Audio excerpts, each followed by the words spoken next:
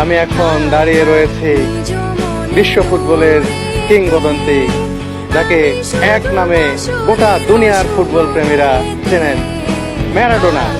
ফুটবলের জাদুকর, ফুটবলের ঈশ্বর ম্যারাডোনার শৈশবের বাড়ির সামনে। দেখুন, এটাই সেই বাড়ি যেই বাড়িতে ম্যারাডোনার শৈশব কেটেছে। এই বাড়ির দেয়ালে ম্যারাডোনার ছবি দেখতে পাচ্ছি। সেই বাড়িতে প্রবেশ করছি, ম্যারাডোনার শৈশবের সেই বাড়ি। দেখুন, তার স্মৃতি বিজড়িত বাড়ি, এখানে তার গ্রাফিতি আঁকা রয়েছে। এই যে ম্যারাডোনা, মানে কি এক অদ্ভুত অনুভূতি। মায়ের সাথে আবেগ ঘন মুহূর্তে ম্যারাডোনার একটা মুহূর্ত, সেই মুহূর্তের একটি চিত্র গ্রাফিতি এখানে আঁকিয়ে রাখা হয়েছে। পুরো দেয়াল জুড়েই তার ছবি। আর এই যে দেখতে পাচ্ছেন, এটা হচ্ছে ম্যারাডোনার বাবা।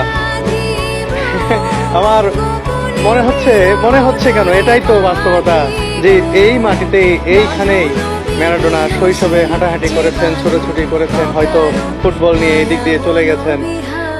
কত স্মৃতি জড়িয়ে রয়েছে এই ছোট্ট বাড়িটার সঙ্গে।